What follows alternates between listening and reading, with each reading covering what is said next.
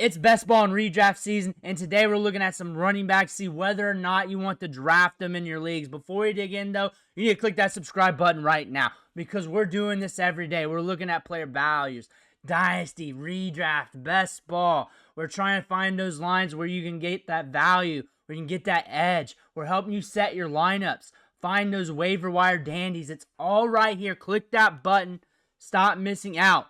First player we're talking about today, Brisket on the board, and we're looking at Josh Jacobs. We're looking at Josh Jacobs. There's a theme. It's the same theme as the wide receiver video. If you haven't figured that out, let me know in the comments if you did. But here we go. Running back 10 off the board in ADP, 24th overall. What we see last year was a good run of games. Week 11 to week 16.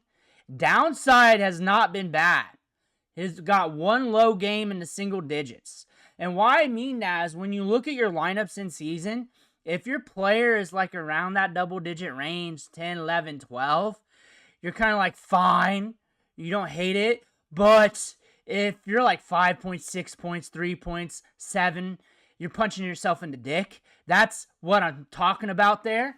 But also, you got the upside weeks there with the Packers. You're looking at some other things. Second in the league in yards created, 15th in the league. Yards created per touch. Fantasy points per game, 8th among running backs. Per opportunity, though, 28th. So, fantasy point-wise per touch, there is some efficiency dichotomies there. Evaded tackles, 2nd among running backs. Yards per touch, 22nd. Juke rate, 10. So, it's kind of off and on, but honestly, the volume's there. But you look at the target share, 9.3% target share. Running 7.5 routes per game and a 25.5% route participation rate.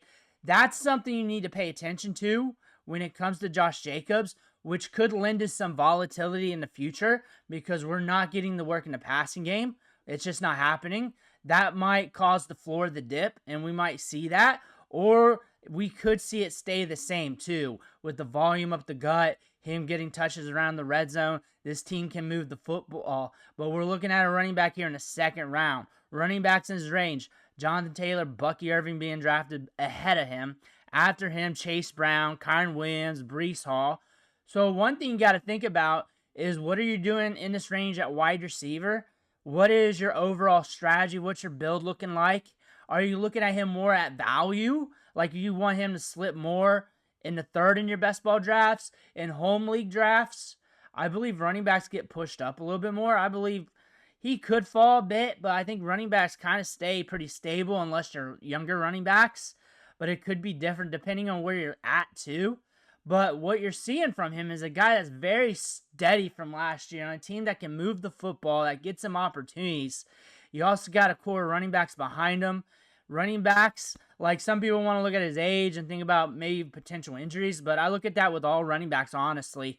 All running backs have that in it because it's the running back position. Josh Jacobs, he's got you points in every game last year. Every game but week 10 on the bye. That's something to pay attention to. That is something. What I like about him, looking at what he did last year, was just one ass week, and that was week 3. And that was it. And then we had that run at the end of the season where we were an RB2 or more, week 11 to the end of the year. And week 17, 18, those weeks really didn't matter much for a lot of you guys because you guys weren't in the championship. So that being said, he was killing it in the back end of the season. There's a lot of volume in this offense. I would like more work in the passing game. I would like him to be pushing 15 routes a game. I'd be a lot more enthusiastic. But I am recognizing he is a good running back. He's a very good running back. He's very consistent, very stable. They do like to use a lot of wide receivers and spread the ball around with those wide receivers. And we call that the carousel effect in this offense. You're looking at Josh Jacobs, though.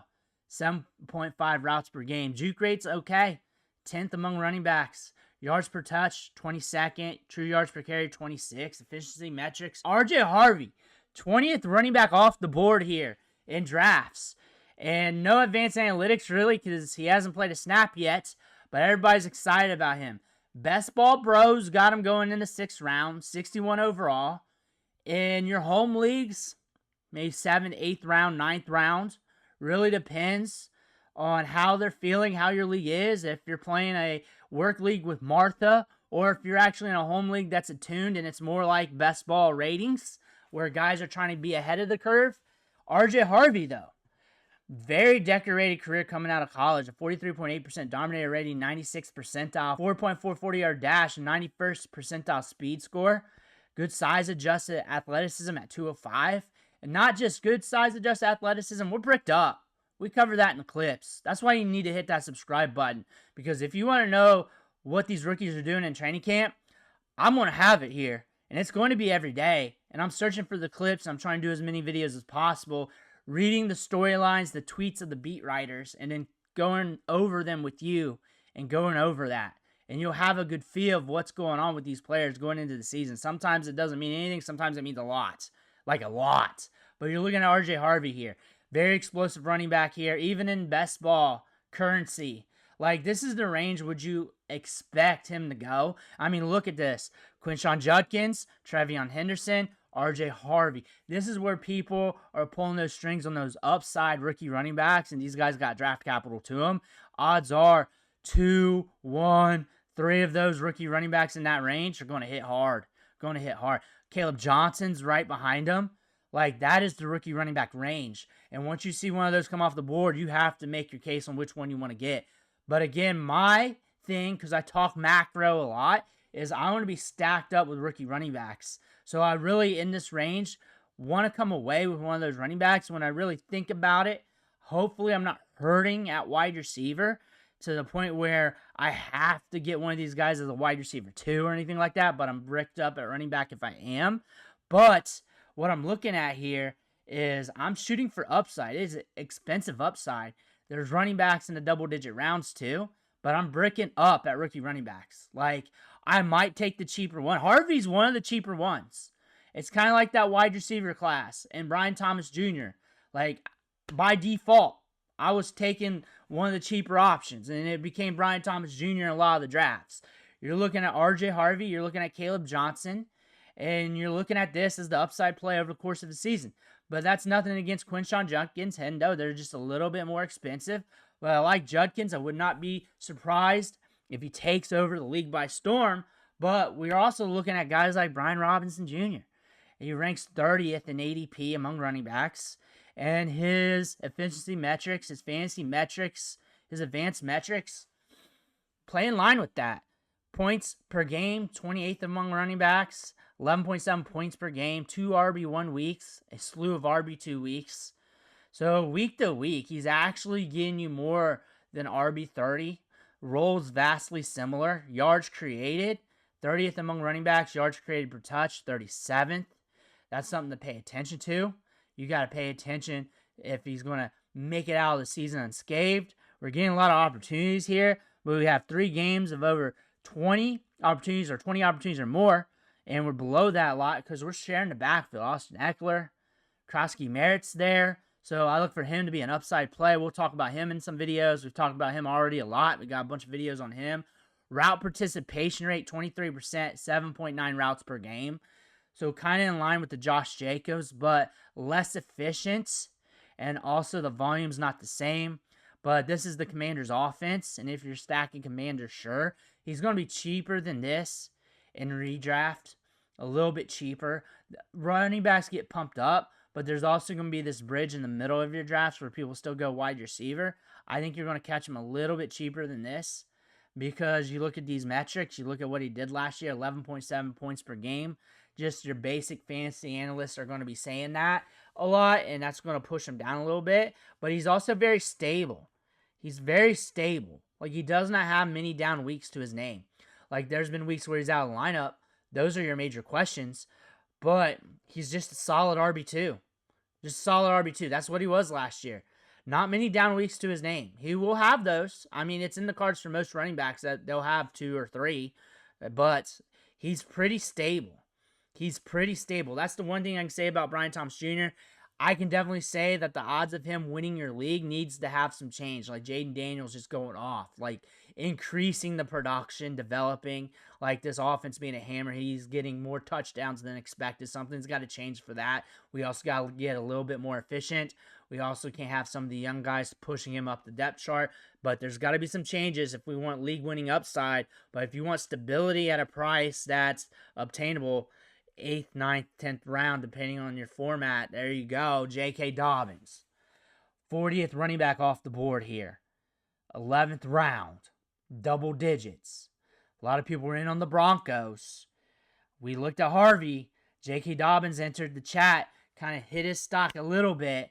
People questioned that. Last year, not a bad season considering the context of his injuries history and what he was coming back from. Fantasy points per game, 18th among running backs. Fantasy points per opportunity, 31. True yards per carry, 25th among running backs. Yards per touch, 34th. Juke rates, making guys miss and evaded tackles, 28th and 34th among running backs. Target share, 10.2%. We're hitting that double-digit range, but that was with a different team. Routes ran, 9.5. Probably going to be around there or less due to R.J. Harvey. But if R.J. Harvey gets hurt, it's going to be up there a little bit. Route participation, 29.4%. This is the R.J. Harvey show. J.K. Dobbins will probably have some weeks, though. He'll probably have some weeks. I think he's better for best ball than for lineups. Could be a head case for that. Odds of him getting through the injury without attrition hitting, I think that's not very good. We saw it last year, even though he was on a hot run last year and looking good with the bounce back. And even with the bounce back that felt good inside, we had some down weeks. We had a fair amount of them. But you think about what he did last year, you kind of feel warm and fuzzy about it. You go back to the numbers week to week. You did get 5 RB1 weeks, but you had some RB3 weeks, some RB2 weeks. But all in all, efficient running back, you're getting in double-digit rounds. It's too expensive of a stack, really, to go Harvey and Dobbins because you're paying up for Harvey and it's early double digits. But in basic home leagues, he's probably going like 13th round. He's probably going to be that cheap. However, the opportunity cost of the other running backs on the board, like Trey Benson, upside play. Ray Davis, upside play. Isaac Rondo, if you're betting against Christian McCaffrey, if you're thinking he's going to get hurt, round 12, upside play. You're looking at Tajay Spears, dependable. Maybe not with a new quarterback, but it's an upgraded quarterback, so probably dependable. Kim Scatterboo in that range. You're looking at tight ends. Tight end is pretty heavy there. Johnny Smith, I look for him to walk that back a little bit. You got your quarterbacks here. If you're going late round quarterback here in the double-digit rounds, you got some trendy options there. So you got some options to pivot to in these double-digit rounds, but I'm also stacking up a running back. What I'm doing in these double-digit rounds is I'm getting the young guys, second-year running backs, rookies, because they're more ambiguous. The veterans showed it to us. Like the odds of J.K. Dobbins becoming like a top 5 running back in the league is pretty much non-existent. He will get you some weeks probably. He'll probably get you some weeks. That's why I say he's probably best for best ball, but he's probably going to be hard to start a lot of weeks. But honestly, if I'm trying to hit that home run in the double-digit rounds, I'm going for year 2 rookie running backs. They haven't shown whether they're good or bad yet. And honestly, if you're year 3, 4, 5, 6, 7, you've shown us. We kind of know. Like, you're hoping that the situation changes or something turns on or something like that. But there's a lot of times those rookies, those year 2 guys, those guys with upside in their profile, they blast off somewhere in those first 24 months of being an NFL player. And you just got to take those bets, see what happens. Sometimes they bust, but when you're in double-digit rounds, the sunk cost isn't really going to affect you that much. Now we're looking at Tank Bigsby. They added 2 running backs in this year's draft. Travis Etienne is very cheap, and he's running with the ones. Tank Bigsby's getting an opportunity, but look at what he did last year, and this was him looking a lot better than his rookie season. 2 RB1 weeks. That's when people bought into him. Week 5, week 7, points per game, 8.1 points per game, 8.7 on RotoViz, 40th among running backs, fantasy points per opportunity, 46th among running backs. This is all on playerprofiler.com. You just search the player. It's free, actually. Evaded tackles, 20th among running backs. Juke rate's up there. He had some big runs, though. He had some big runs. Yards per touch, 32nd. True yards per carry, 30th. Efficiency-wise, you can make the case that he's beating his ADP. But when you look at this as a dart throw, there's 2 things. Are you stacking Jaguars and just saying, hey, if injuries happen, I got the next running back up? There's also Basil Tootin in there. There's also LaQuinn Allen in there. Like, are you stacking Jaguars? Is that your strategy with him? Or are you going to be looking at the younger running backs, like I said earlier, and be shooting for more upside? That is your question. Because I don't think he's going to win your league unless there's a big change here. Unless there's a massive change. Unless he's getting more goal line reps than expected, more touchdowns than expected. The efficiency just increases. Like, he's just developing. And that's just the ramp-up point from his rookie season. And he gets you 4 RB1 weeks and 4 RB2 weeks this year. And it's ramping up. I don't really see that happening. I'm talking in a spectrum here. Realms of outcomes, not takes. I am always going to be wrong and I'm always going to be right due to that, but I'm bouncing ideas off of you to help you out with strategy, with what you want to do. That being said, Tank Bigsby, what do you want to do with him? Because my strategy here, once I'm this deep, I'm shooting for upside. I'm stacking running backs. If I'm looking at wide receiver, I'm looking at upside here. And if I'm hurting, I might look at stability, which isn't likely this late in a draft. That being said, Tank Bigsby, when I think of upside, it's not really there in the cards that he'll win my league. I think best ball, he's fine if injuries hit the Jaguars. Like, you might get a couple RB1 weeks out of him. Like, you might get that if we get red zone looks. We need the red zone looks to really increase. We need to stay healthy. And we need the opportunities and efficiency to increase. Jarquez Hunter. If you're in him, Kyron Williams, you better get him or Blake Corum. Like, one of them. It's going to be hard to do in redraft. It's going to be something you're probably going to think about harder in best ball drafts. Because in redraft, you got to have those spots to set lineups. But in best ball, you really don't. And you're really making stacks. That way, if you're seeing Kyron Williams go down 6 weeks with an injury, 3 weeks, one of these running backs are going to step up. Another thing you can think about it is if Kyron Williams gets hurt, or if people run amok because he's returning punts again, the value is going to increase. And if you're in a league where you can do trades, and maybe even in Dynasty in this situation, maybe you want to sell out. Maybe you want to gain some better picks.